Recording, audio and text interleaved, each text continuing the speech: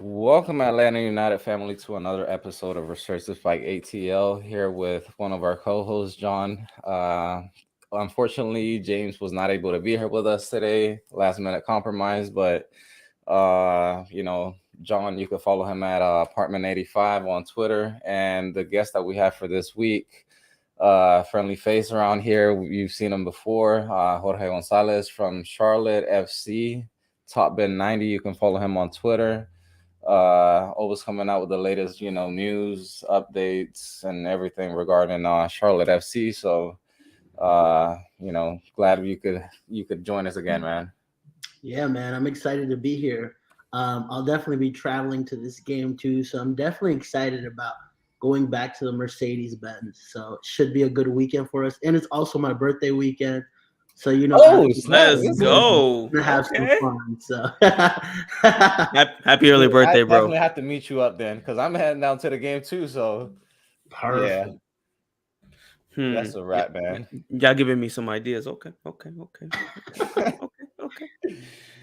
Yeah, man. In regards to Charlotte, man, you guys faced the New York Red Bulls this past weekend, right? At home. Basically, it was a sweep, right? You guys, this was the second time you guys beaten the Red Bulls this season. So, uh, New York City FC. New York New City. Yeah, New York. Oh snap! I thought it was the Red Bulls. My bad, man. yeah, You're good. You're good. NYCFC. Yeah, the last two yeah, games, NYCFC, and they just beat Orlando. Thank you. yeah.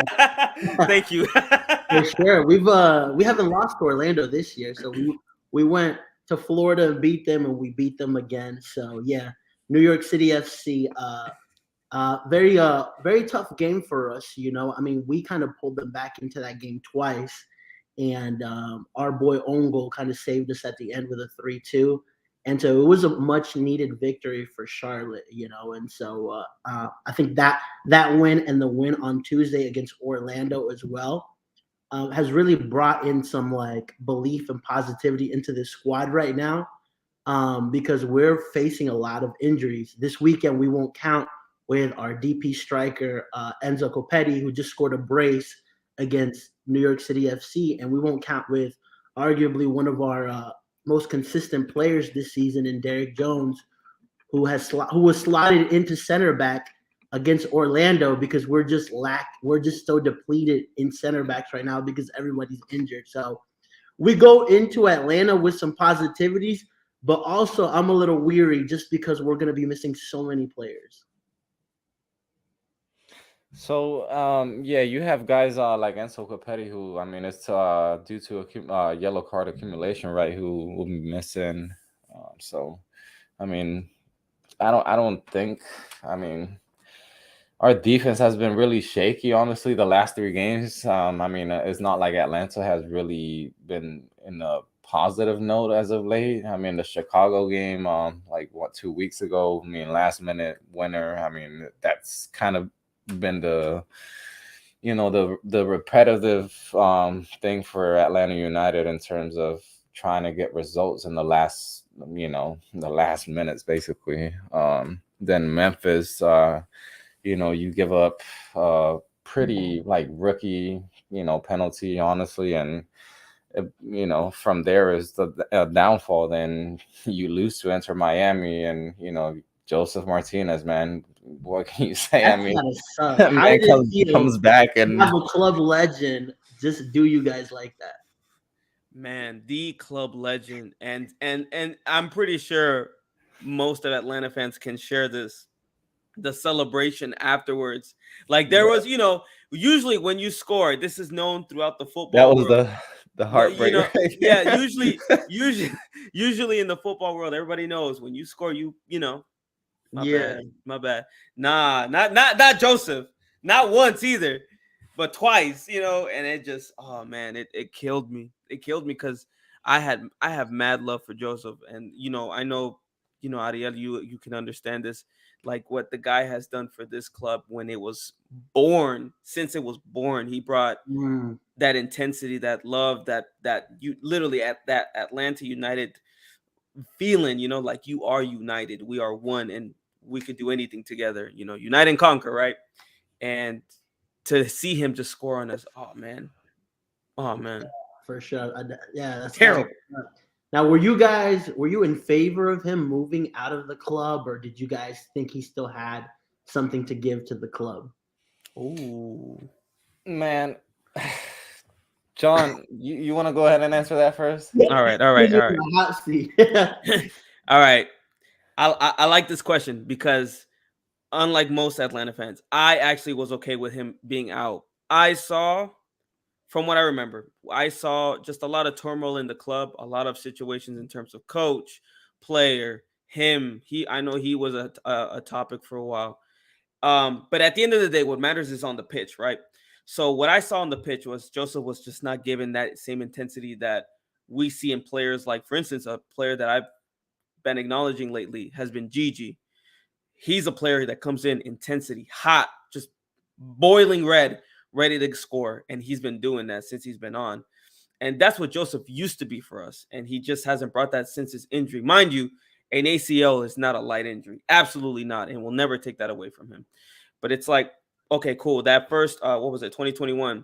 He was injured. Cool. We obviously knew that he wasn't going to be that same player. 2022 came around. All right, let's see it. And still nothing. So I was actually okay with that move. And it was about time we find someone else. And from what I see, we found him, So I was okay with the move. It hurts regardless. Again, this him scoring on us, it's like you don't want to see that, but his reaction kind of shows there's more than what meets the eye. So that's my take. I mean, the same thing goes. I mean, in my opinion, honestly, I wasn't, in terms of Joseph, I think that he just didn't make the runs. Like, just, I mean, you kind of saw it. I mean, even early this season in Inter Miami, like, I mean, the guy gave you like nothing offensively in terms of, being the offensive presence that he was in the box as he had us, accustomed to. So in terms of like him moving on, and obviously that was the big like question. I mean, you literally just, kicked, your best goal scorer, one of the best goal scorers in the league. I mean, just and probably an MLS GOAT, honestly. But the thing is that with Joseph, I mean, the attitude and everything, also like it was well known that he had, problems with Tata Martino, obviously with Frank de Boer, then Heinze, and then obviously with Pineda. I mean, it just seems like the attitude, just wasn't there, when the guy was probably like in a bad situation where maybe he didn't feel like he was given it his, or like he wasn't, probably 100%, and they were probably asking him, to do different things. And obviously, I mean, it wasn't the guy from 2017 or 2018 after that injury, so a lot of things changed. And even like the style of play, changed obviously with different coaches coming in. So it's a lot of things that obviously led on to, just going from a different from that DP player to what we have now. And that was the big question: who are you going to bring in? Is it somebody with an MLS? Is it somebody that's a well-known goal scorer? And obviously, luckily enough, it seems like they did a well. They did their job in terms of bringing in Yakimakis, who I think has been pretty well, so far. So Interesting. Yeah. you I mean, can't ask nothing else more from Yakimakis. I mean, the guy has pretty much scored every time that he started. So I mean, even coming off the bench as well. So I don't know. Time will tell in terms of trophies, come along the way with, not just goals. gotcha. Cool. But in terms of like Charlotte, I mean, you guys have had, some recent shakeups, or like, like had your ups and downs as well. I mean, even Well, I mean, there's been a lot of stuff going on as well. I mean, like in terms of players, certain allegations and stuff like that, right? I mean, it's been. I listen, mean, I've been I following. honestly have not been like really, I haven't really put my eye into it like that. But I mean, obviously, I don't know if you have like some details into that. I mean, obviously not like specific details. I mean, I don't know, but I mean, Tell us. yeah, I mean, just We wanna I mean, know. overall, like, what's the We wanna situation with know. these two allegations that have been made with these two players in Charlotte? Listen, bro, since Charlotte has started, I have never seen so many crazy things happen in a club in such a short time span.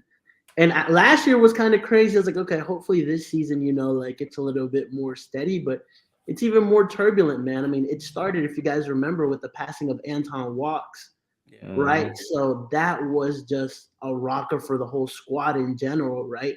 So, I mean, think about it. You lose a key player, a guy with leadership in the squad.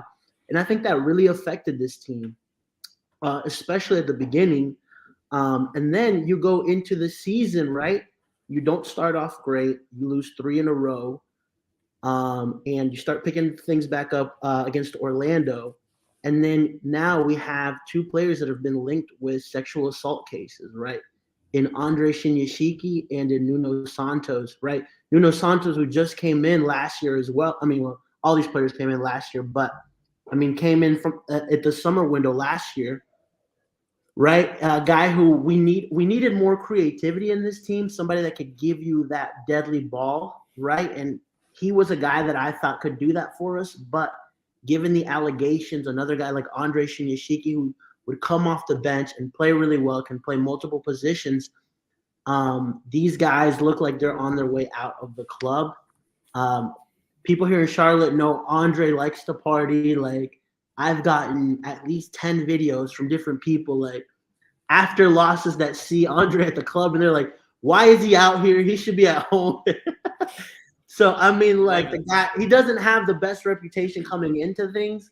And now with this, it's just extra stuff that the squad that's currently there can't control, right? And all of this has led to it being a very turbulent season, right? Despite all of that, the beauty of MLS is that there's so much parity in the league that we're just 3 points off of a playoff spot, which is the beauty of MLS, right? So we've dealt with a death in the squad. We've dealt with players linked to sexual assault and a plethora of injuries in every key position, right? And not to mention this weekend, we can't count with one of our DPs who just scored a brace, right? So having said all of that, though, there's still some resilience in this team. Some of the brighter spots this year have been our winger, our Polish DP winger, Kamil Jazwiak, who was heavily criticized last year for his lack of contribution in the final third, right? And this year he's been phenomenal. He just scored our winning goal against Orlando, and he looks the player this year. You know how they always say that all these MLS players, like when you first come into that league, that second-year bump, he's definitely having that second-year bump. So he's a very bright spot. And our other Polish DP, Karol Swiderski, right? This team, anytime Charlotte is playing really, really well, Swiderski is definitely in the middle of that, right? So for us to get a good result against Atlanta, we have to see one of the best versions of Karol Swiderski. Another name that came back to the to your guys' starting lineup, right? Kalina, right? He wasn't a guy that started or didn't get any minutes at the beginning, right? Yeah, he had a back problem, and he had a slight surgery for it, and so he's just been incorporated back into the squad for an MLS game against New York, right? So one of the things that our head coach Christian Latanzio has talked about was just like there was a lack of leadership missing just in the starting 11, and we're kind of getting to see that again with a guy like Kalina, 30-year-old experienced goalkeeper coming in. We just had Ashley Westwood, one of our midfielders, come back in from an injury as well. And he put a beautiful through ball to Mackenzie Gaines, who assisted Enzo in one of his goals this weekend, right? So getting those players with those leadership skills was very important. And you noticed that in this game against NYCFC. So we're going to really have to count on some of these guys, right, in order to go into Atlanta and get a result, because I think we have the second highest expected goals in MLS, and we have a terrible away record. So all of these things aren't great heading Dude, into the speaking game. of terrible away record, I think we have like 2 in the last like 30 or 31 games. And where Ridiculous, did you dude. go win last? In Charlotte, right? But here's the thing. Yeah, Here's the thing. Which I can't remember what record it is, but when we last played Charlotte, I think it was it? Yeah, it was at the Mercedes Benz. You guys had scored for the first time against us. Am yeah. I correct? At Yeah, the that was Mercedes the very Benz. first goal by our. So who knows? We might break records Yeah, tomorrow. and not to Saturday. mention, you guys scored at the very last minute to win that game too, which was Yeah. That's heartbreaking right. for us. We just It, love it was tying that that like last 2-3 minute. game run where like it was like all last minute winners, and it seems like that's why I said it earlier. It's keep that tendency keeps on like happening. Honestly, it's not good, man, but it's exciting, honestly, for like fans to a certain degree. Yeah, One thing I'm looking at right now is I was looking at Copetti's season stats for MLS, and yeah, 4 goals. And of course that's always impressive. And I see the Polish players. Excuse me if I say this incorrectly. Swiderski. I'm so trying to there's say that yeah, right. you got it. I see here 2 goals, 2 assists. So yeah, it you guys are bringing in some solid players, and I know that you always, especially on Twitter, where I know you always like mention him, the Polish player, and I kind of just peep at him too, and I do see that he is quality. If I could I guess if I could compare, it'd be semi like what's that player that we loved here? Oh, he's German. Oh, how can I forget him? I love him so much. What's his name? He plays in DC United now. I can't remember his name. He was so important. Benteke? No, the Who German are you talking player. about? The German player that we had here, midfielder. Oh, Oh, Gressel? Well, he's I not lost you even here guys. no more. Or not. There I we think go. he's in Vancouver now. What? No. Not. I know he's not in Atlanta. I know he went to DC, but I'm sorry. I'm just making the comparison of what he reminds me of, and I'm kind of scared with this upcoming game because I feel like Charlotte's going to bring the upset because of how our record's been. I mean, you guys are coming off 2 wins, and we're coming off what, 3 L's, if I'm Yeah, not and you guys mistaken. lost to a USL side, right, in the Open Cup. Yeah, and look, we a team like Nashville always gives us a run for our money, and that's one of the teams from the South that always gives us difficulties. And I just think the Inter Miami game, I don't want to call it a fluke, but I just think it was Joseph's time to prove himself, and it is what it Yeah, is. he played extra motivated in that That, game. yeah, and you know what? I feel that it's extra motivating to play your ex team, but it's when you really have some type of something against them. So again, maybe it's behind the scenes, but I do feel like Joseph has something, a grudge even with the club. We just obviously don't know. There's Yeah, always the little details that no one really knows until they're out. exactly. Yeah, and I think hopefully Charlotte goes in with that kind of same motivation because I mean at halftime we were down 3-0 to you guys, and it was the first time that the stadium booed the players, right? Rightfully Wow. so, because I mean that was probably one of the worst performances in Charlotte FC history, right? Playing against a team that we want to consider a rival, right? Yeah. You guys have large attendance records. We have a pretty big attendance record as well, right? We broke y'all's and we want to be a player in MLS. Unfortunately, it feels like outside factors have also affected how we do things, right?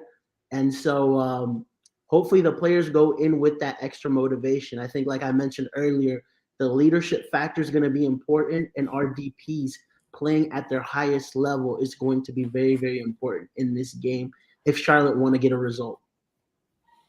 And I think that's the biggest thing for us as well. I mean, I personally don't think we're gonna see 90 minutes from Yakimakis. I was actually listening to a interview that they did with Garth Lagerway, the president from Atlanta United. I believe this morning, and he mentioned that obviously there was not going to be anybody like getting risked, 90 minutes, coming from a muscular injury or anything like that. So I do expect at least 20, 15, from a player like Yakimakis, which I think is the big difference when it comes to the balls that are being delivered, in crosses, uh, corners, and set pieces, and that sort of stuff. So uh, Miguel Berry, I don't think that he's been the player that we thought that he was gonna be, our backup striker. He had a decent season, last year with the Columbus Crew, but it just seems like he's just so out of rhythm with the entire team or the offense around him. It just, I don't think that he's the right fit. Also another thing that Garth mentioned, it was the fact that he was looking to be busy this, or Atlanta United was going to be pretty busy in the transfer window.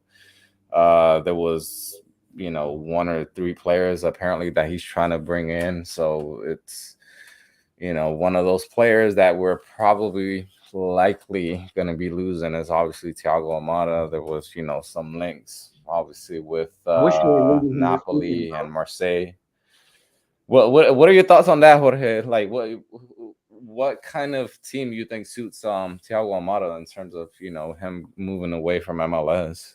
That's a really good question, bro. I mean, obviously, as you guys can tell, like MLS is just like it's levels under him, right? He's a straight baller, World Cup winner, right? I mean, it's pretty cool to say you can flex that you have a current World Cup winner in your squad.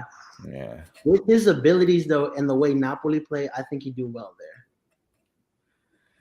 Yeah, I mean he's a Champions League caliber player. I mean, I mean you can't put it, no other way, honestly. And him and Yakimakis, I think, have been the difference individually when it comes to being the difference makers in a lot of the games. Obviously, Almada started off hot with like four goals and 4 assists in the first 4 games. I mean, good, just overall player. He's, I mean, set pieces, Yeah, outside, the box, he gets, a pretty good shot. The vision that he has on the ball. I mean, some of the passes that he puts, to players like Araujo at the end at times. I mean, they end up being wasted, honestly, and you just see the whole, like, there's a whole entire, like, different quality that you see when it comes to, like, the guy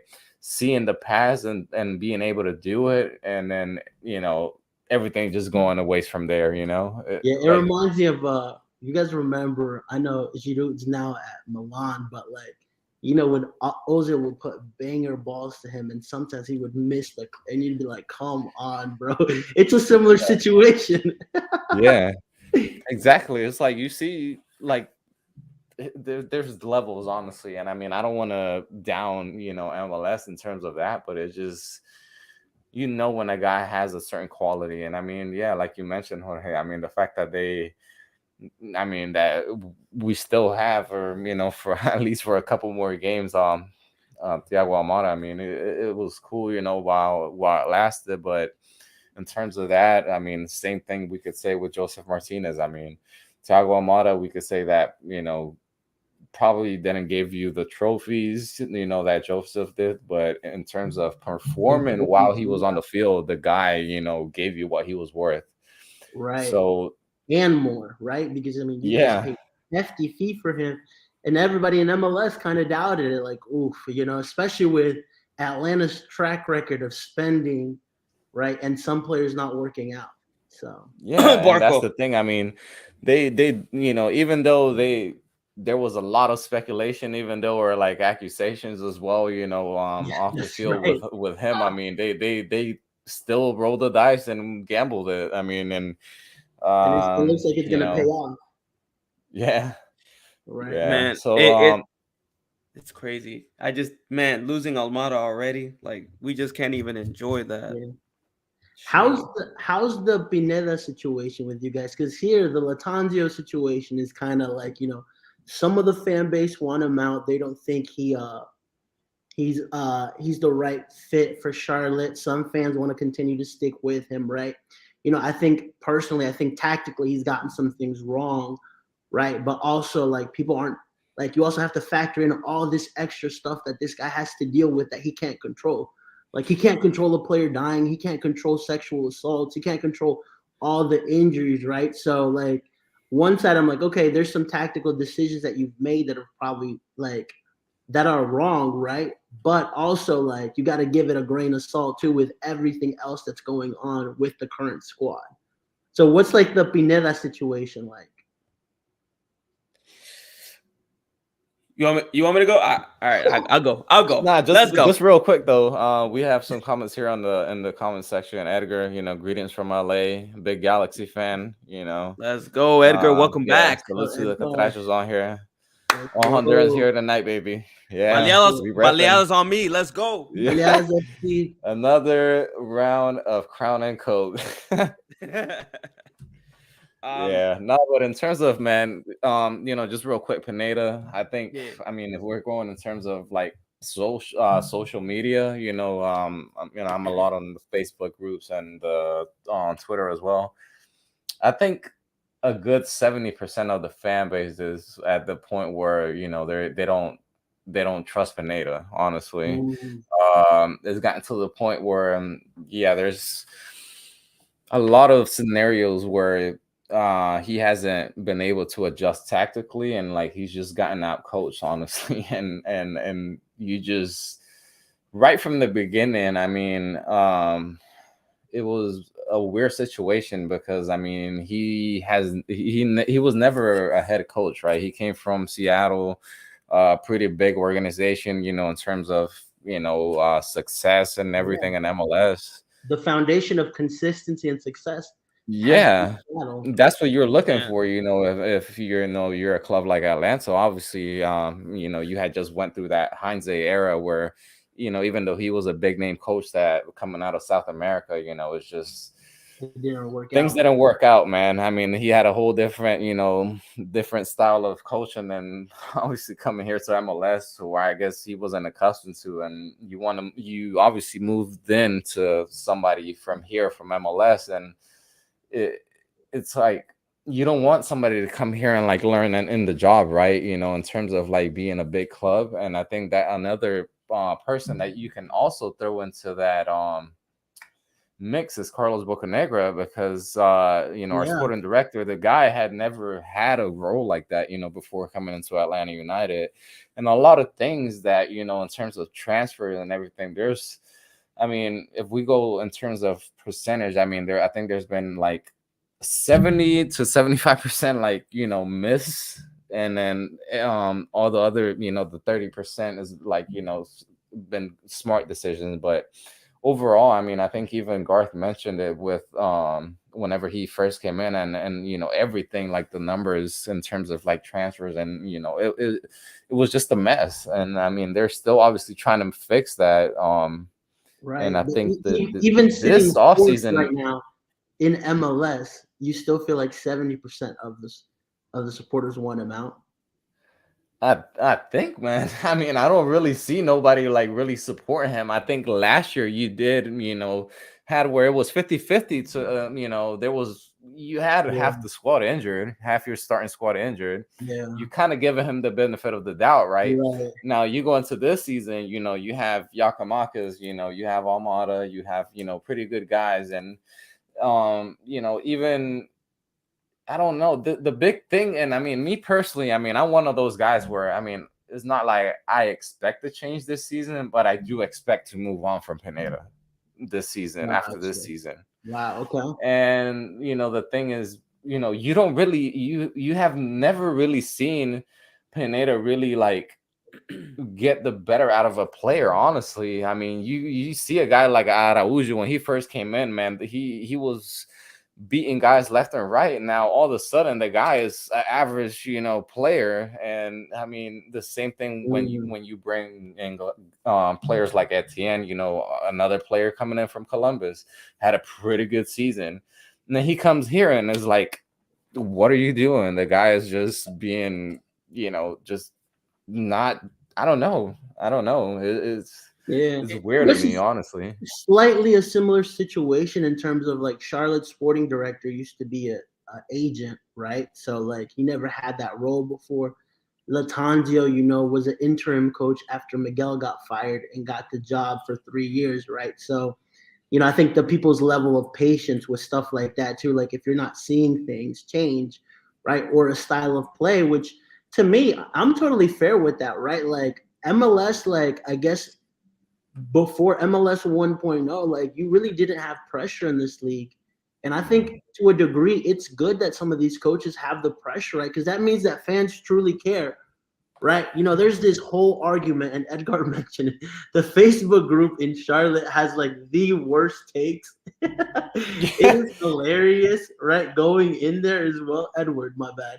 Um, um, and it's just like, people are coming out. Like somebody had like a Latanzio out shirt, and like they showed it to the coach right in his face, and he just like looked up and gave him like a little I thumbs saw up. that. I saw a video on Twitter of Bold. that. That's Right, bold so like right there. you got half of the fan base like, yo, that's disrespectful. Don't do that. The other half is like, you know what? Like, as long as he's not spitting on him or doing something stupid, it's fine, right?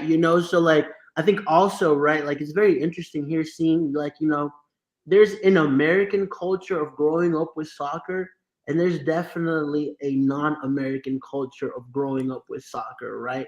Yeah. And so like it's really interesting trying to see these two groups combine and them not understand each other. So I'm glad that you brought that up, Jorge. I really am. Here's why. I've had this thing with soccer and this thing with football. Now, obviously, they're the same thing, right? I know that people call American football, whatever. It's crazy because outside of the U.S., people are aggressive. People are Yeah. maniacs in this in the stadiums, calling players this, calling players that. But in America, excuse me, we censor soccer so much. We censor sports so much, and I feel like it takes the beauty out of it. Obviously, there's stuff that's outlandish, completely polar opposite of what football represents, right? All Yeah. the racism, all that stuff. That's stuff we will not tolerate. But when Yeah. it comes to just trolling, banter, it's like no, we want to step away from that. No, that's what football is. It's not Mm, only just on the pitch, but it's outside the pitch. right. The chants, the fans just really digging in there. And I just wish, and like even seeing like these big studios, Paramount, being sports, they're suited up, they're ready to go, they're, hey, welcome back to the, no, like football is gritty, football is, you know what I mean, Awesome. it's Yeah. live, it's passion. And it's like, don't get me wrong, I know that's for the common audience, but it's like, man, sometimes I wish there was like representatives of soccer or football that could just show that side of just passion, grit, you know what I mean? That's what it really comes down to. So I'm glad that you brought that up. And also, my take on Pineda is Pineda out. Hopefully Tommy was here. Hopefully Tommy heard me.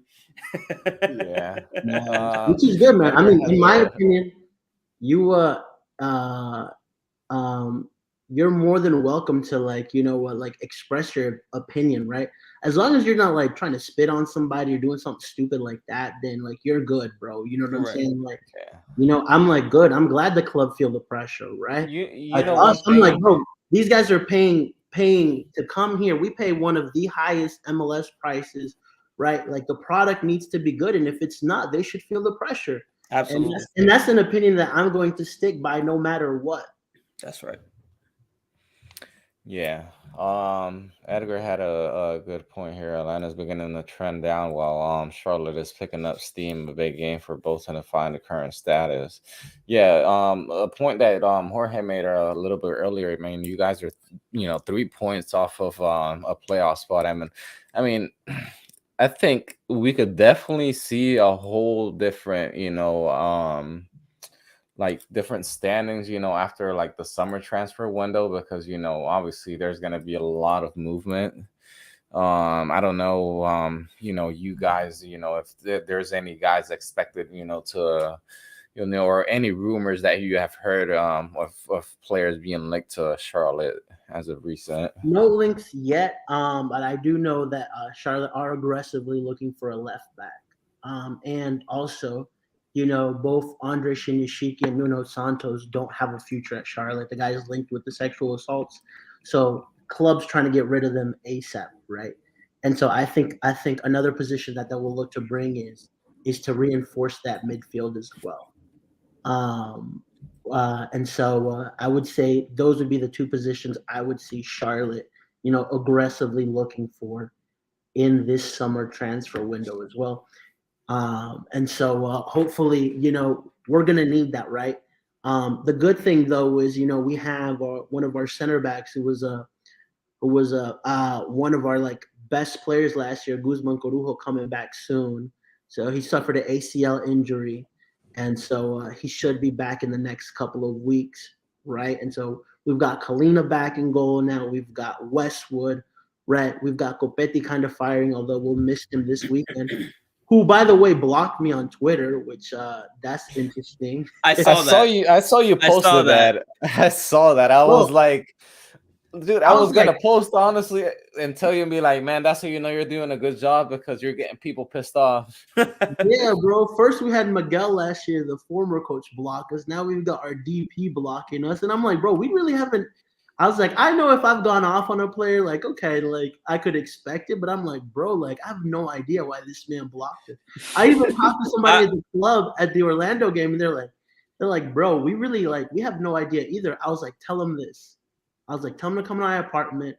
We'll play FIFA best out of 3. If I win, he unblocks me. I saw that someone commented. They were like, "What did you do?" And you were like, "I think it was a gift." Nothing. I saw that when I laughed. Even his wife, commented on that post and was like, "We can't wait to see you in the halls of the media." I'm like, bro, y'all think this is Argentina? Like, and if y'all think it's Jorge. That's what I said. I was like, bro, you don't know. You need to calm down. You know how we're from Honduras too, so that we're not gonna back down to anything. Yeah, but damn, that's the thing, man. Like he coming up so aggressive, or I know, bro, and I'm like, we haven't even said anything. That's if anything, we've defended him because people are like, he's not producing enough, but with certain players too, you have to, I'm like, you don't only watch what a player does to score, but his off the ball movement is incredible. His work rate is incredible. We sit here and defend the man sometimes, and he's out here blocking us. I'm saying you're defending him right now. Yeah, exactly. I mean, I have no issue with him. I don't know what it was. I'm about to block you. Honestly, I think because our page gets so much traction and he got so much hate for a couple of weeks, he just wanted us off. He's probably getting on Twitter, and the first thing he sees on our timeline is us. He's like, these fucking guys again. He probably didn't even read it. You guys were congratulating or something, right? Motivating him, and he's like, nope, block, done. Well, funny enough, canceled. That happened in one of the games where fans were like, "Come on, Enzo, you could do this," and then he just looked at them. He was like, "Shh." I was like, "Bro, what are you doing?" Yeah. I don't need this motivation right now. Stop. I can do it by myself. Thank you. Yeah. It's very interesting, man. Like I said, I got no problems with the guy, right? If I see him, I'm gonna say what's up. If he chooses not to talk to me, it's his issue, right? Man.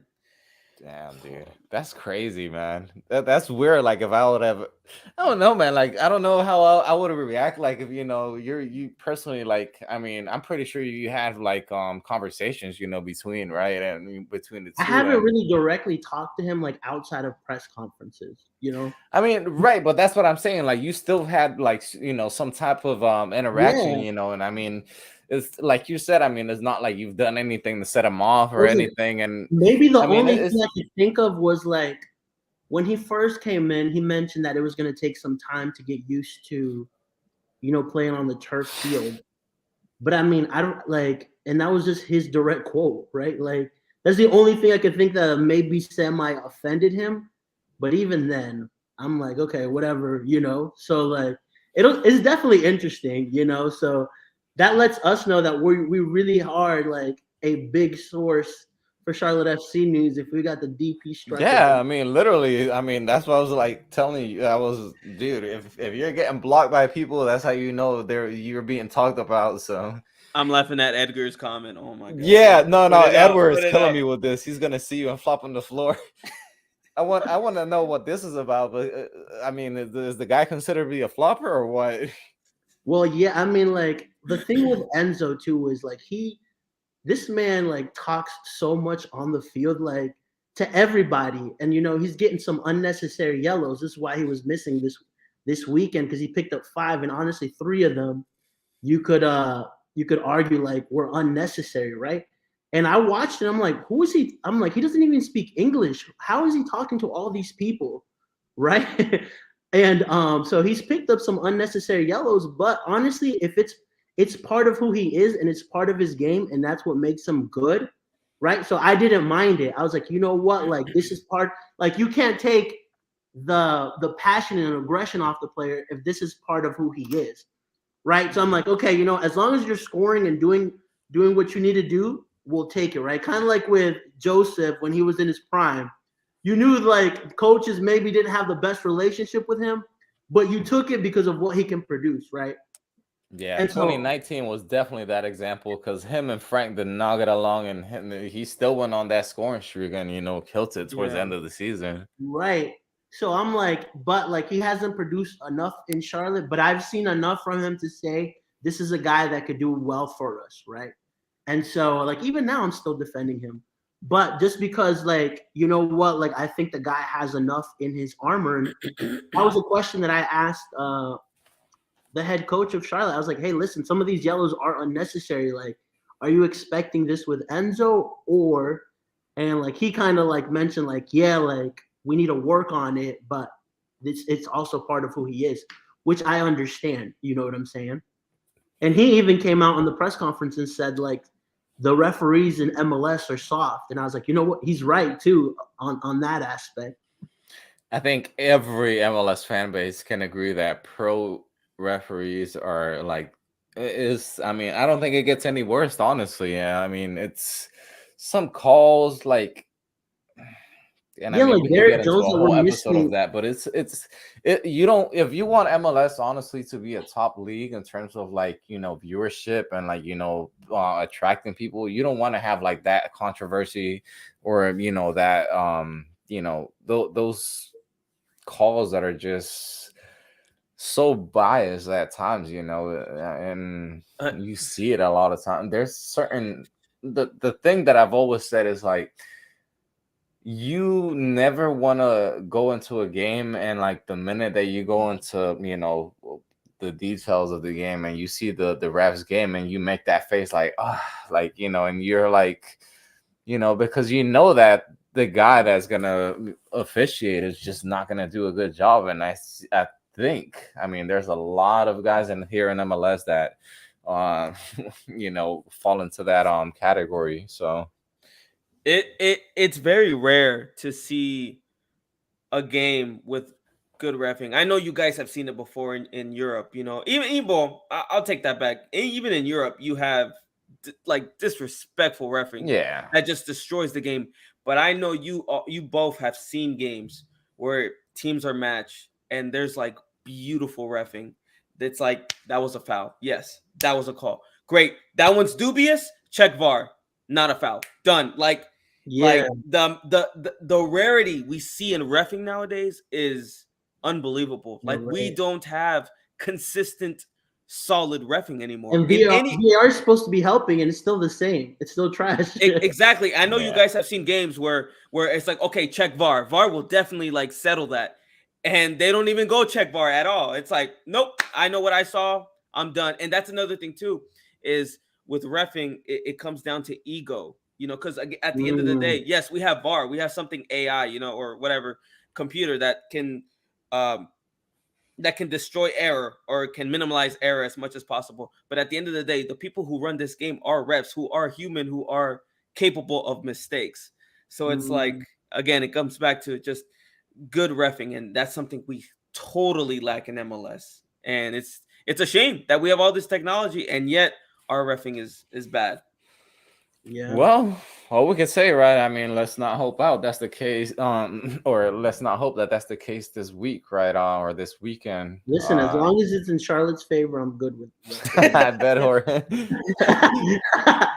yeah, nah, Kick. man. Honestly, I don't know, man. I do think, I mean, personally, I mean, and I'm, I don't want to be, that guy that's like, oh yeah, every referee is against Atlanta United, but man, it does seem like at times, there's a lot of calls that you get, man, Yes, that are you do. just so like they're not even 50-50, and you still get a yellow card, you still get a penalty against you, and it's weird, man. I want to say, every fan base has that, sort of point of view at some point that, you're just getting a lot of calls against you. But a lot does go back to the refereeing. But I don't know, man. Eventually, you would hope that this changes with time. You have big events, coming up 2024, Copa America, next year, hopefully here in the US, right? Or is it confirmed already? Or Yeah, I think it's confirmed that it's here in the U.S. yeah, I just don't think they've confirmed the host cities. But obviously 2026 World Cup, that's already, a done deal. So in terms of that, obviously you want to have a good, you know, good refereeing. Obviously, you're gonna have guys from around the world, but still, the guys that are here from MLS, you would still hope that they do a good job, and that's entirely, you just want to give a good image out to the world, in terms of how the league is ran, in terms of organization and Right. academies and everything. So hitting into the this weekend predictions versus the rival versus Charlotte FC. Jorge, what are your thoughts on this game, man? Tell us, Jorge. Tell us. You do you expect a lot of rotations? Given the fact that you played a midweek, you guys played a midweek game. I think we're gonna play what we have. You know what I'm saying? It's not rotations. This is what's left with all the injuries, all the suspensions, all the players in doubt. Um, with all of that being said, one of the things that I see from Charlotte is sometimes we're very unpredictable. I mean, we go and lose 3-1 to Real Salt Lake, and then we come back and beat Columbus at home. We lose 3-0 to DC, then we come back home and beat NYCFC 3-2. So like the good thing about this team is that like they rise up to the occasion sometimes with teams that are ahead of them or have performed better than they have, right? And so I think they have a little kind of, a little edge about them this weekend, given how badly Atlanta made them look in that first half at the bank at home.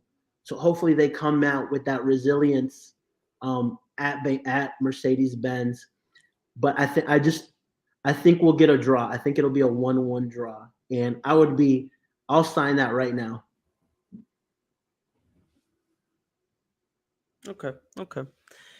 I I'm gonna get some heat for this one. We're gonna lose. Let's go. I'm sorry.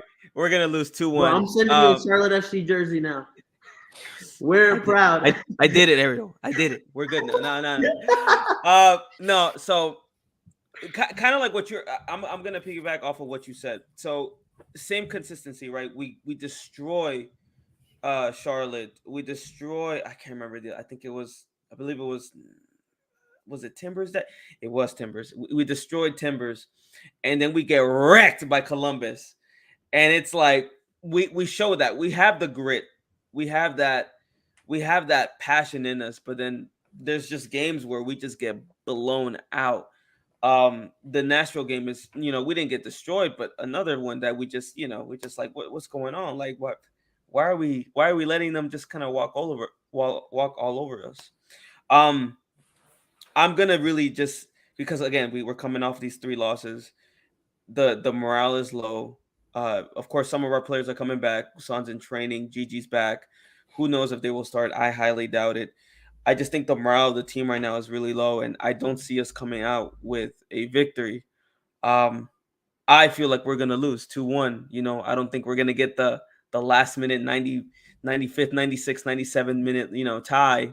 Thanks to Porata, I don't think that's gonna happen this time around. I think we are gonna lose, just because we just lack that consistency. We lack that drive, especially when key players are out. Obviously, we need a player like Gigi out there, really scoring for the team. But who knows if he's gonna make it? I doubt it. He's barely coming back. So I'm gonna say 2-1. Yep, there we go. Edgar agrees 100%, man. I'm just saying. I'm just saying. Yeah, Edward's also saying Charlotte's taking the win. I feel like it's gonna be a 3-2 win for Charlotte. Man, listen, man. I think the biggest factor, for us to for Atlanta United to get a win, honestly, would be the midfield pairing because obviously, like I mentioned earlier, I don't think Gigi is gonna be, starting. So if a guy like Ibarra and Sadic, like that pairing starts, I think we have a good chance of winning. But if you start Rossetto and Sosa or any other uh pairing in the midfield, it's game over, man. Yeah, I don't think that even if It's we have sad how Brad none of us Guzan, are really honestly, like confident in our teams.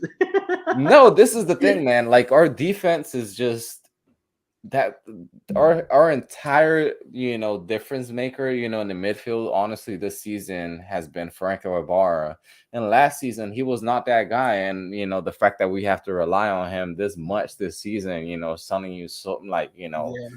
like in every position, the same thing you could say with Yakamaka, same thing with Almada. It's like you have certain players in positions that if they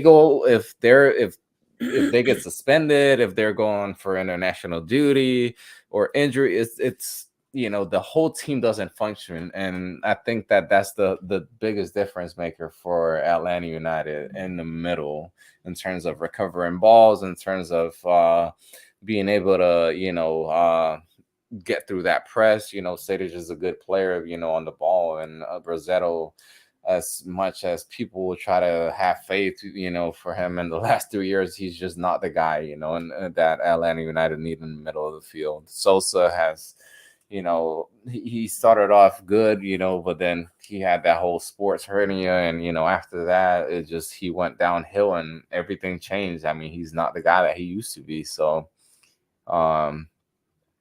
if that happens, if Sadis and Ibarra start, I think we have a good chance of a 1-0 win. I'm not gonna say we're gonna, blow you guys out or anything, because I don't think that's gonna be the case. I think it will be a pretty even out game. Honestly, I don't.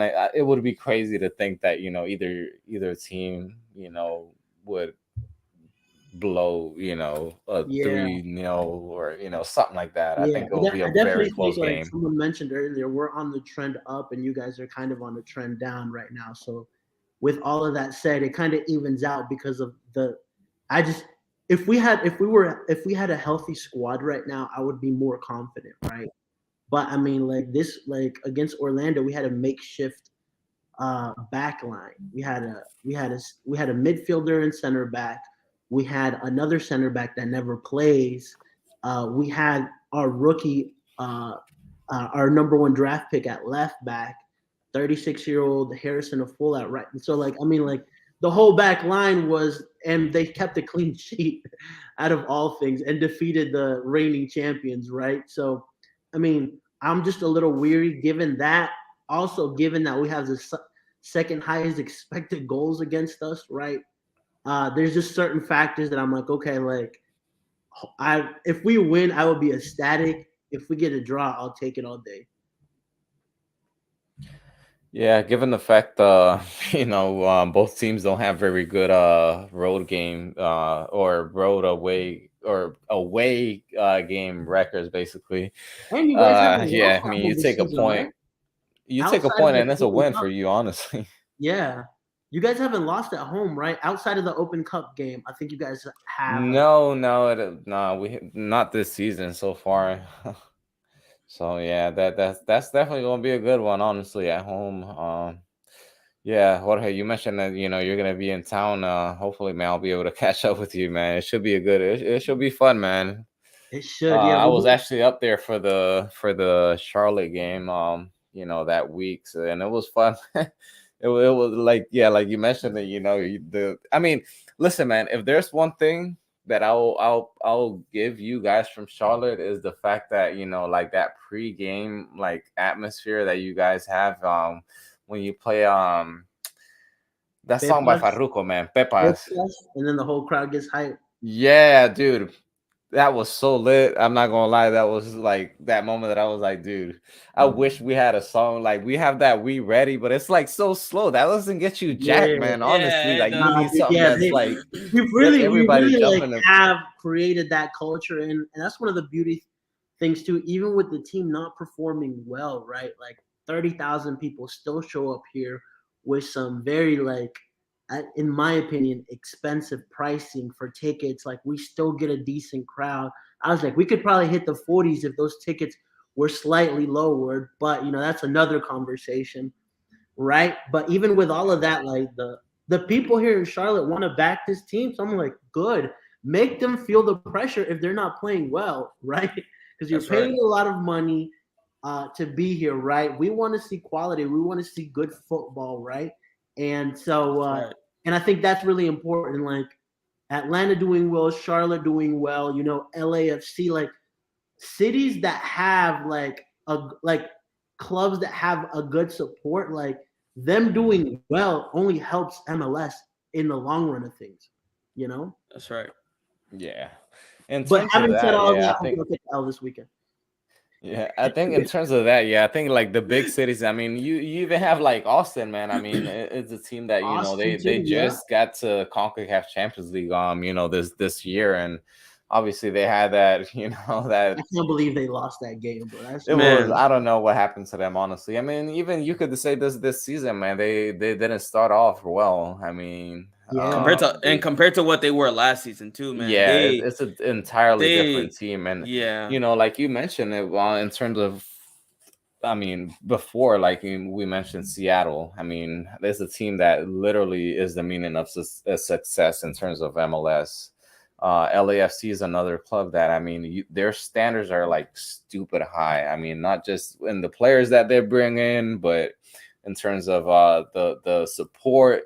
I mean, I don't know if you guys saw, when they went away to Alajuelense, bro. I to was Costa watching that game, Rica. bro. Yeah, Dude, the entire away section was packed. I mean, it's yeah, ridiculous the support that they have.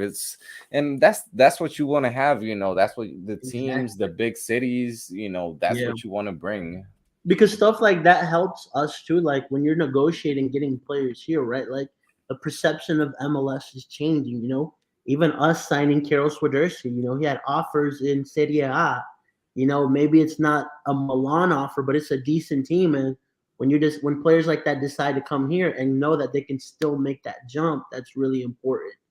You know. Yeah, that's the biggest difference that I think it's happened between MLS and other leagues like per se China, Saudi Arabia, where MLS used to be that retirement league, where you just came here, got paid, and that Dip. was it. Now you have players coming in at an earlier age. I mean, perfect example, also from LAFC, Carlos Vela came in like right in his prime. Guys like Jovinko, Yeah. I mean, you got, you know, a lot of things, a lot of stuff behind the scenes that draws player to come to Yeah. MLS. And I think we're Matter starting of to see some of the pressure, but like, I feel like you really don't feel it to the extent that you see in South America and Europe, right? Where like if you lose, you better not show up your face, right? Like MLS still isn't there, No, Yeah, not yet. exactly. And I mean, it's more like here, I mean, even in terms of you have like players, basically like interacting with other, players from other sports and stuff like that. And one thing that I've noticed, there's been a lot of draw or like a lot of attention from players in Europe in terms of like, the American culture in terms of, like basketball and football and like, the whole Super Bowl thing and everything, like the concerts and all that. America's a And trend, bro. obviously, dude, you see players. I mean, you had Griezmann and Koke were at the Inter Miami game and Atlanta United game this past weekend. So Griezmann is a prime example. I mean, the Yeah, guy man. loves basketball. I think he's like a diehard Knicks fan or something. I think. He commented last year when we broke Atlanta's record for like most attendance. He commented on, I think it was the MLS page, and was like, amazing, right? So stuff like that. I was like, listen, if Charlotte really want to make us happy, do whatever you can. Get Lonzo Ball on the phone with Griezmann, right? Or whoever plays here, LaMelo. I don't like. That's how bad I am at basketball. But like the ball guy that plays here, get him on the phone and tell him to call Griezmann to get him to Charlotte. You know what I'm saying? Like my man George is like another example, dude. Neymar's another player that I definitely see in a LAFC kit or Inter Miami. I mean, the guy is just those are two cities that I just see him in. Honestly, I mean, it's just I mean, another name that obviously, I mean, one of the biggest ones, in terms of soccer, or the biggest one. Matter of fact, Messi. Come on, bro, correct it, dog. Yeah, let me correct myself real quick. The GOAT one. He's the GOAT. World Cup winner. The GOAT. No, but honestly, I mean, obviously, a lot of speculation with him, leaving PSG this season, after this season. So, a lot of talk with Saudi Arabia. With obviously, his dad came out and said, there hasn't been any talks or anything, and obviously, always Inter Miami in the talk. Always Inter Miami. I just like that we're slowly coming out of this retirement league thing. That's what I like. I like, in particular with Charlotte, in particular with Atlanta United, we are not the teams to be like, oh, let's scoop up some legend from Europe and bring them over. It's just so many countless teams doing that and still doing that. Don't get me wrong. Like I know LAFC with Kaleni, with Bale, NYCFC with who was it? I don't necessarily think it's bad if it's one player, but like if you start like depending, like if your DP is a 36-year-old who's coming into this league, like bro, yeah, exactly. Unless it's Messi, like okay, Messi, unless it's Messi or Ronaldo, big for Messi or Neymar, right? You can depend to have like your whole system, like you say, around a player that is only going to be around for top 2 seasons. Exactly. But I think leadership, because we brought in Christian Fuchs from Leicester, right? I mean, a relatively, like his contract wasn't that big of a deal, right? But I'm like, that's good that you're at least trying to bring some experience into this squad with a champion, right, in the Premier League. So stuff like that. So, real question, real quick. In terms of, obviously, Charlotte has never had like a big name player like that, flashy player. Obviously, Atlanta hasn't. Well, never mind. Almada to a certain extent, but he wasn't really well known. Yeah, like he wasn't really like a big name, like coming from Europe. You guys made Joseph who he was. Yeah, but Joseph wasn't really like a big name as well when he came. That's what I'm saying. Like he became a big name because of what he did, at least in MLS, right? Yeah, but in terms of that, like, you compare both franchises and you could, somewhat see some relativity in terms of like the same talent that they're bringing in, right? Who do you think brings in that big star first? Like that big name, like brand, like a name or like a Griezmann, like Dybala. I definitely think you guys have a better chance because you're willing to spend the 15, the 20, the 10 million to like try to entice a player like that. I don't think Charlotte's there yet, or at least they don't want to be there where they'll spend that kind of money on a player. I mean, the most we've paid was 7 million, I think, for Copetti, right?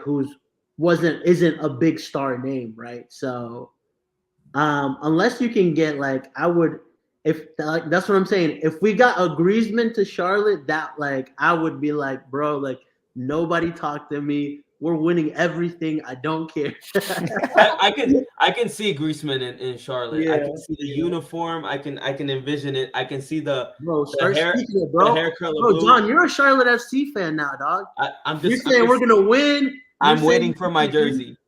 I'm waiting for my jersey, bro. Just send it. I'll DM you my address, bro, and we'll go from there. Listen, if we win this weekend, I'm sending you a jersey. Let's go. I'm not gonna lie. If you guys lose, I might as well turn into a Charlotte FC fan, dog. Because with how That's not- everything's turned out lately, Listen, I'd rather look good in blue than what's it called? Purple. nah, man. I'm not Purple? even gonna lie. We're You know how saying much that shit you know how much that Atlanta crown. United shit I will have to sell. I look better in blue than purple, and then in yellow. If we're talking teams from the South, so I'm cool with that. No, but all right. So let me ask you this, George. If you could, I'm sorry, Jorge. If you could, let's say Charlotte has the funds, right? You said Griezmann, right? If there's a position that you know right now that Charlotte needs filled from let's say a legend, who would that player be? I know you said Griezmann. I know we were talking about him earlier, but I mean, like, does it have to be realistic? Because obviously Messi, but like, are you talking like realistic? let's be realistic. Yeah. Let's put let's put realism in there. It would definitely have to be like a center attacking mid, right? Like a proper. Swiderski kind of plays that role right now, but he's more of like a second striker. Is really technical. But like an Isco. Kind of like an Isco, yeah. Ooh, okay. Isco would do really, really well here in Charlotte. Although, I don't know, like given his like track record and injuries, I don't know if he's still that guy. But I would definitely gamble for him here in Charlotte.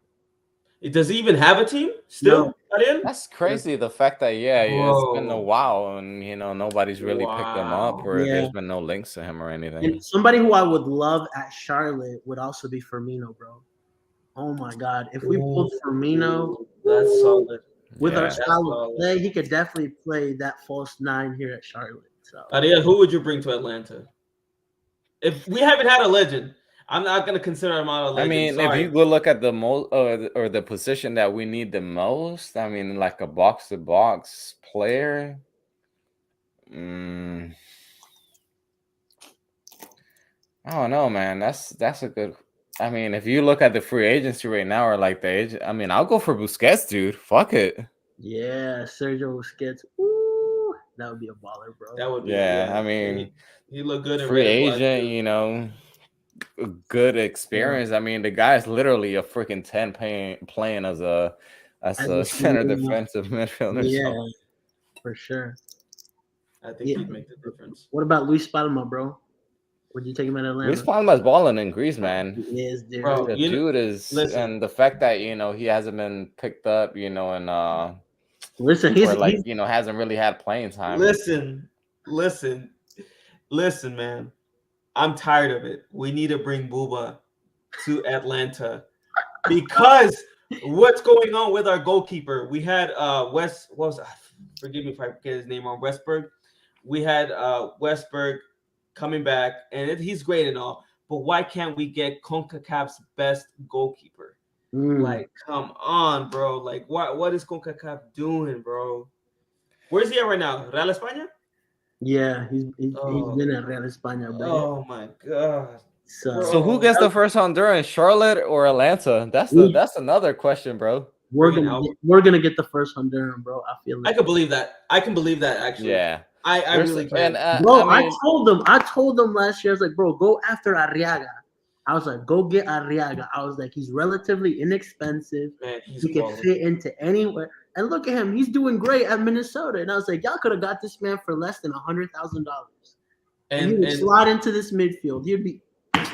And against Inter Miami, I can't remember his name. He just that one kid. Yeah. He debuted against Atlanta. It's just he signed like a homegrown deal too. Yeah. He is a homegrown. Listen, bro, here's my hot take, bro. We're making semis of the 2026 World Cup. Honduras, bro. You got to clip it right now. Let me change my play shirt. This again in how long? In 2 years, 3 years, however long till the World Cup comes back. 3 years. We're gonna go back, and you're gonna remember this when we make the semis. Crazy, bro. That's right. Am I dreaming right now? Is this real? You're like, bro. You're like. We'll be lucky if we even make the World Cup. That's my biggest concern right now, honestly. If they're like, this is talking about semis, I'm not even confident we can make it. Are we still live? Yeah, bro. Palma season, bro. Palma season. Are we still live? Oh God. No, but if Listen, I had, we couldn't. Listen. The biggest thing, and I mean, obviously, we're going a little bit off topic, you know, and going a little bit more into CONCACAF and like you know, like the regional stuff. But listen, I think the biggest thing for any country, honestly, not only Honduras but Mexico, honestly, USA, they're missing a number 9 so badly. All these teams, they don't have a like a number 9, man. They really Canada, don't. bro. Canada's cooking, dog. Their front line is. Yeah, Jonathan David, he's solid. From all the 9s right now, yeah, he's the only one that pops out because that's true. USA doesn't have a 9. Come on, Josh Sargent, not cutting Yeah, it. Pepe Oh, imagine hasn't been imagine it. if they Pepe, back yeah. Balogun. If they back Balogun, they got a hell of a 9 in him. I know Honduras doesn't have a 9. We don't even have an 11, but that's besides the point. You know, Mexico, I know Raul Jimenez was like that guy, but now they're just fishing for whoever at this point. You know, I think it was Funes Mori too. Yeah. And, you know, he was for a little bit, right? He was. And the thing is, he just kind of fell off. And then I think it was Pizarro at 1.2, and same thing. It's like we're all looking for our 9s, and that's the thing, man. That's the thing about CONCACAF that I hate. Like we have quality in this region. Costa Rica 2014, right? Come on now. We have quality in this region. Tactical manager, I think, came out with a take like, right? Why isn't there like a world class player come out of CONCACAF, right? Why doesn't it happen as often? They don't. And one of the things that you have to look at, man, like America, and I mean, I'm talking about Latin America, like there's very few countries that really support like the academies and that are not as corrupt, you know, and you know, look more or look more than into the pocket, basically, you know what I mean? Like you look at Central America, there's been very few players that had really stood out. I mean, Keylor Navas being one of them, David Suazo being one of them, Mágico Gonzalez. He didn't stood out, but he was still like relatively well known because of his quality and everything. He probably didn't have the right attitude, but you know, even Maradona referenced him. He was still relatively a good player, you know what I mean? But I think that's the beauty of MLS too. Like, you know how Premier League benefits like the countries around them and make those players better. You know, like we're starting to see this. I would rather our young guys come here and go into the academies and go into MLS than be in Honduras and get lost. You know what I'm saying? Because, you know, like they at least get more professionalism here. And if they make MLS, they're making, I think MLS at this point has surpassed Liga MX. I don't think it surpassed some of the clubs, but I think as a whole, you know, MLS to me now is slightly better than Liga MX. Yeah, you've definitely seen that in terms of not only players, you know, going abroad, you know, from MLS, but in terms of, you know, MLS also being up there. I mean, we saw Seattle winning CONCACAF Champions League last year, LAFC making it to the final, you know, another time. So and I think they honestly have a really good chance of winning it this year, honestly, and it will be huge for MLS to win it back to back, you know, years. So in terms of like regional, I think MLS, I mean, if we're talking about it as a league, I mean, there's just no looking down, honestly. It's everything up from here, I think, in terms of you know, the players that you're going to be bringing in, and obviously you have big events coming in, and I think that you can't be in a better position, you know, in terms of growing the league.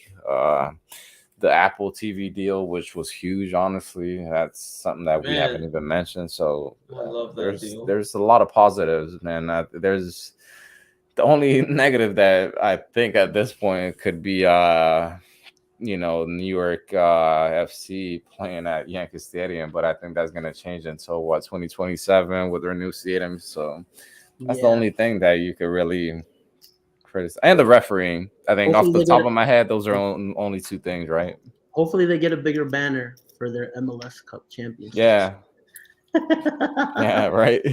If you don't Freaking- know, you don't There's know. like a little towel. I think that little towel that's up there is bigger Yeah, than the exactly. The banner. one right behind you, I think is slightly bigger than theirs. Yeah. Right here, look. That's it, right there.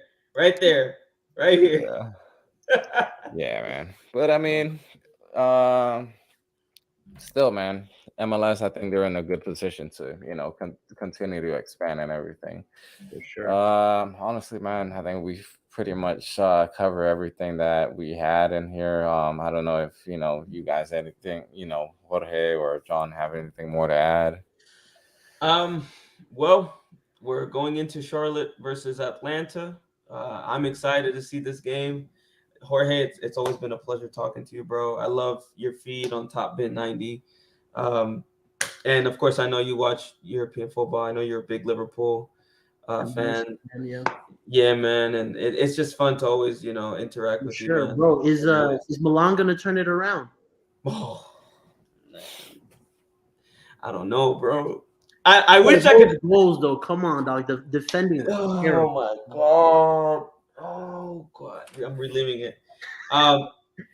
It was such a fluke start, and because Inter will capitalize and take advantage. I don't want to talk too much about it, but Inter took advantage and they got what they got from it. The second half was a completely different team on both ends. Inter was not the same team that was in the first half, and Milan were not the same team from the first half. So we're hoping Leao, obviously some good news. Leao signed, extended. We're happy because he's like one of the first players to extend in a long period of time.